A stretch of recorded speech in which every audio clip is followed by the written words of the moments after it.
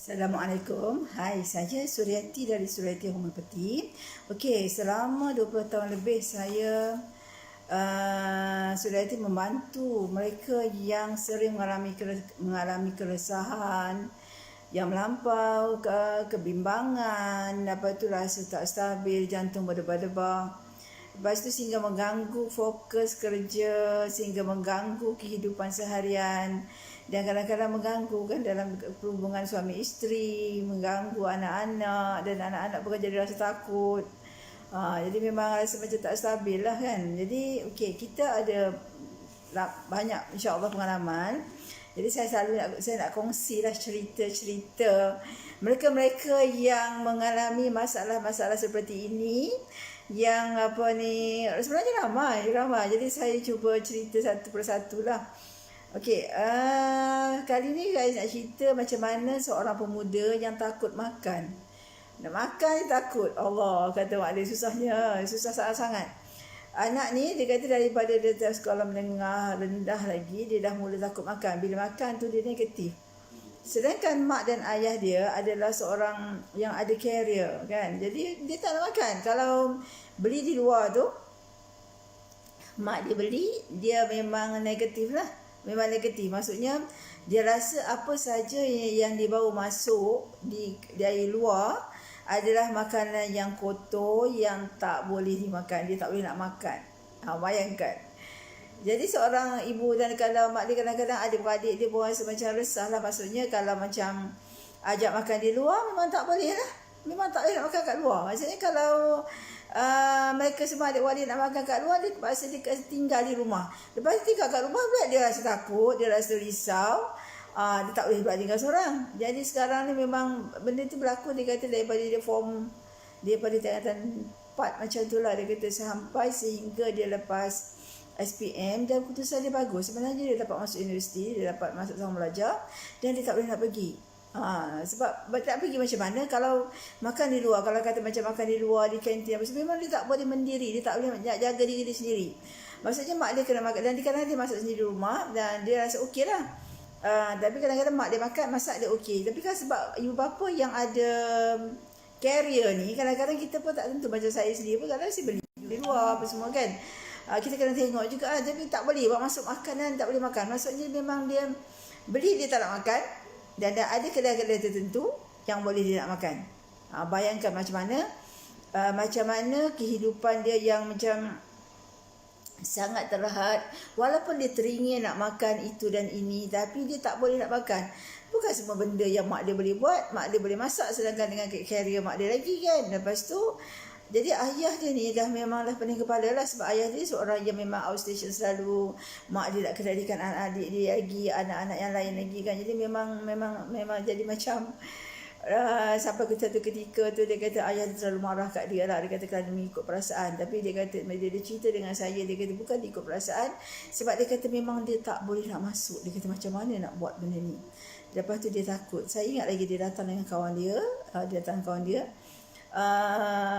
Seorang lelaki, anak lelaki kan, bila jumpa saya dia ajak kawan dia masuk. Dia nak cerita dengan kawan dia. Kawan dia pun macam terkejut lah dengan apa yang dia cerita kepada saya tu. Saya kata Masya Allah, kesian ni budak ni kan, dia kata. Lepas tu saya ingat lagi yang dia datang kat saya tu sebab dia dapat tawaran satu kerja di satu jabatan kerajaan lah.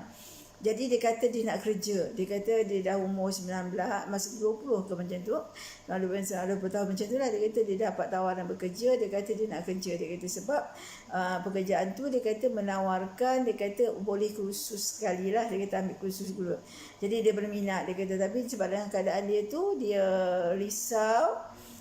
Kebetulan kawan dia tu juga merupakan anak kepada kami punya pesakit lah, yang memang terkenal saya macam mana. Jadi saya masa dia janji saya tu, saya ingat biasa je. Rupanya itu keadaan anak muda ni. Kesian sangat-sangat. Memang dia kata memang tak boleh tengok. Dan dia kata kalau katalah dia kata dia nampak telur tu, yalah kadang-kadang telur daripada luar kan, kalau mak dia tak basuh dulu, memang dia tak makan. Dia negatif. Telur tu kotor kan, nampak je lah kadang-kadang ada najis, hati ayam apa semua kan, tak boleh. Bayangkan. Ya Allah kan, saya pun rasa macam Masya Allah, memang rasa macam Dia kata dia berpunca, dia kata satu hari tu, dia kata masa dia pergi kedai mana, dia nampak benda yang tak elok lah, dia kata di kedai tu kan. Mulai hari tu, sebenarnya benda tu, sebenarnya diri dia sendiri yang tak stabil. Pemikiran dia, minda sebagai yang saya nampak lah kan. Anak ni, dia kata kalau kita tak perut dia memang tak selesa selalu, dia kata dia kecil dan memang dia kata, dia memang skip breakfast. Daripada dulu sekolah memang dia tak ambil breakfast, dia kata dia tak suka makan pagi. Itu alasan dia. Dan kalau puasa pun dia kata sebab puasa je dia kena bersahur. Itu kan tak bersahur sangat, kata dia. Dia kata angin banyak, dia kata kalau ketika dia nampak kotoran tu, dia kata nampak apa, tiba-tiba dia kata dia jadi hantu hawa. Dia kata kalau dia duduk kat kedai tu, dia kata kalau dia rasa dia negatif tu, dia akan bangun terus masuk dalam kereta. Dia tak boleh duduk. Dia kata macam tu. Jadi begitu juga lah. Jadi macam tu. Jantung dia akan laju. Dia akan kontrol. Dia kata dia tak boleh nak fokus. Tak boleh apa kan. Tapi dulu dia adalah seorang anak yang aktif. Memang aktif sukan lah. Daripada sekolah rendah lagi dia kata kan. Jadi ini saya nak kongsi lah macam mana seandainya kita mempunyai anak yang macam itu kan. Nampak macam simple. Tapi itulah yang saya lalui. Bila cerita orang-orang yang macam kita rasa macam betul ke kalau macam ni kan. Kadang-kadang orang tak faham kan. Dan memang dia kata satu hari yang dia jadi turning point dia lah bila dia dapat kerja, dan ayah dia marah dia sangat-sangat sebab dia kata dengan alasan dia kata mengikut perasaan. Tapi dia kata sebenarnya bukan ikut perasaan, dia kata itu yang dia ada di hati dia. Jadi dia memang dia diam je apa yang ayah dia cakap. Kebetulan dia tanya kawan dia yang merupakan anak kandung pesakit saya tu, dan anak dia datang dan ambil terima. Dan saya alhamdulillah sekarang ni budak tu, saya kata asal saya dia kerja, dan dia dapat tawaran juga untuk sama belajar dekat jabatan tu lah. Saya pun tak ingat apa jabatan apa. Tapi memang budak tu memang result dia memang skor.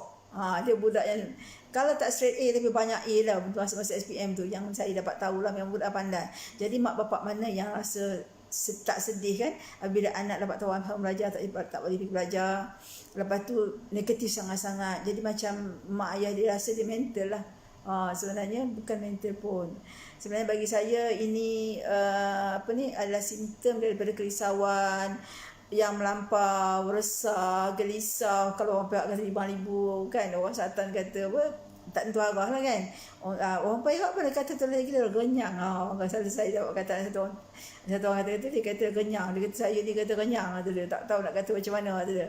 Duduk tak boleh jalan, tak boleh, dia kata kan, tak boleh dalam rumah, tak boleh dalam bilik. Tu kata genyang, kata dia. Malam-malam tak boleh tak boleh tidur, dia kata bila terjaga tak boleh tidur, dia kata. Lepas tu dia kata tak boleh, dah tak boleh tidur, tak boleh bising pula, dia kata buka Quran tak boleh, apa tak boleh, dia kata. Dia rasa macam tu lah. Okey, jadi ini saja yang dapat saya kongsikan macam mana pengalaman saya.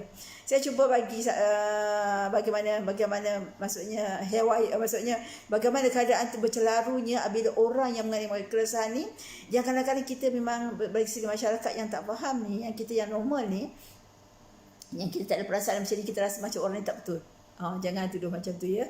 Sebab yang ni saya pesan, yang saya memang bukan macam-macam cerita. Kalau saya nak ceritakan yang makcik-makcik yang baca-baca, sampai saya ada satu makcik tu segera-segera dia makcik risau. Kan.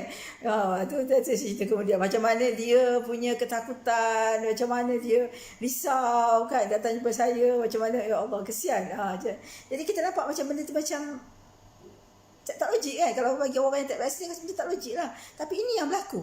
Ini yang berlaku yang ibu bapa hadapi. Bagaimana kalau anak kita macam tu? Jadi kita kena tengoklah anak kita ni, dia takut kenapa, kan. Macam-macam cerita. Ada yang takut nak masuk bilik air. Macam-macam lah. Kata, kalau yang masuk bilik air tu lagi nak tergelak kan. Kata, jadi macam-macam. Benda saya pun rasa macam, ya ke? Saya kata kan. Tapi benda ni satu benda yang kita rasa bukan dia mental, tapi kita kena bantu. Sebab yang dia jadi, selalunya dia jadi bila perut dia mula tak selesa.